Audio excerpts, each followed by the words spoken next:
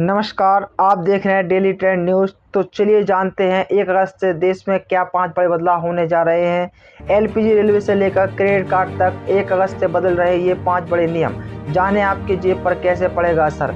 1 अगस्त 2026 से देश भर में कई महत्वपूर्ण नियम बदलने जा रहे हैं। इनमें एलपीजी सिलेंडर की कीमतों की समीक्षा, रेलवे की तत्काल टिकट बुकिंग प्रक्रिया, क्रेडिट कार्ड के शुल्क और रिवॉर्ड पॉलिसी, आईटीआर फाइलिंग की समय सीमा और CKYC 2.0 जैसे बदलाव शामिल हैं। इनका असर आम लोगों की जेब पर भी पड़ सकता है। 1 अगस्त 2026 से देश भर में कई अहम नियम लागू होने जा रहे हैं। इन बदलावों का असर रसोई गैस की कीमतें, रेलवे की तत्काल टिकट बुकिंग, क्रेडिट कार्ड, आयकर रिटर्न, आईटीआर और बैंक की व्यवस्था पर पड़ सकता है। ऐसे में इन नियमों की जानकारी पहले से होना जरूरी है ताकि आप समय रहते जरूरी तैयारी कर सकें और किसी असुविधा से बच सकें। पहला नियम, एलपीजी सिलेंडर की कीमतों की होगी समीक्षा।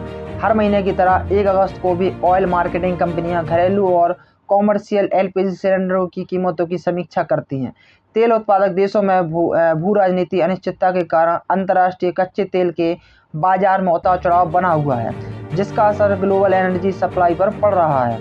ऐसे में घरेलू और कॉमर्शियल एलपीजी सिलेंडर की कीमतों में बदलाव हो सकता है। अगर कॉमर्शियल सिलेंडर महंगा होता है तो होटल और खाने पीने के कारोबार की लागत बढ़ सकती है। इसका असर बाहर खाने और फूड डिलीवरियों की कीमतों पर भी पड़ सकता है।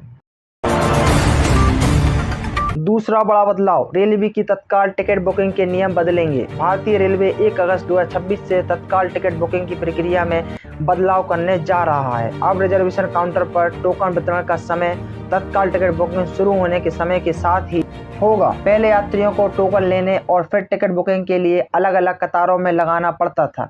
नए बदलाव के बाद यह प्रक्रिया आसान होगी, यात्रियों का समय बचेगा और रिजर्वेशन काउंटर पर व्यवस्था भी बेहतर होगी।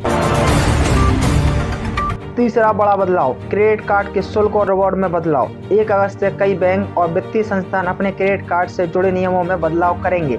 इसमें रिवॉर्ड पॉइंट स्ट्रक्चर, सालाना मेंटेनेंस फीस और कुछ सर्विस चार्ज शामिल हैं। बैंक ग्राहकों को अपने बैंक की नई चार्ज लिस्ट और क्रेडिट कार्ड की शर्तों की समीक्षा करनी चाहिए, क्योंकि छोटे छोटे चार्ज और बदले हुए रिवॉर्ड पूरे बिलिंग साइकिल में आपके खर्च को प्रभावित कर सकते हैं। चौथा बड़ा बदलाव, आईटीआर देर से भरने पर लगेगी लेट फीस। सैलरीड, एम्प्लॉय और गैर ऑडिट कैटेगरी के पर्सनल टैक्स पेयर्स के लिए आयकर रिटर्न आईटीआर दाखिल करने की आखिरी तारीख 31 जुलाई 2026 है। अगर कोई व्यक्ति 31 जुलाई के बाद आईटीआर 1 या आईटीआर 2 जैसे फॉर्म के जरिए रिटर्न दाखिल करता है तो उसे लेट फीस देनी होगी। समय सीमा बीतने के बाद टैक्स योग्य आय के अनुसार वित्तीय जुर्माना लागू होगा। पांचवा बड़ा बदलाव, CKYC 2.0 होगा लागू।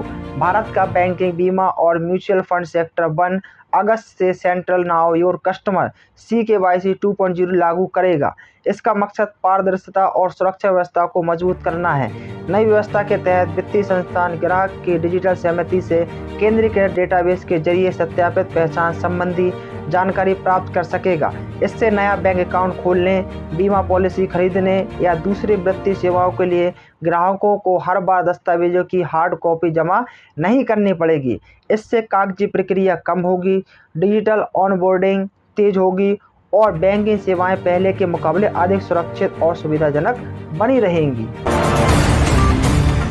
वहीं दोस्तों, आगे बड़ी खबरों में आरबीआई की MPC बैठक पर रहेगी नज़र। 1 अगस्त के बाद भारतीय रिजर्व बैंक RBI की मौद्रिक नीति समिति MPC की बैठक भी जारी बाजार की नज़र में रहेगी।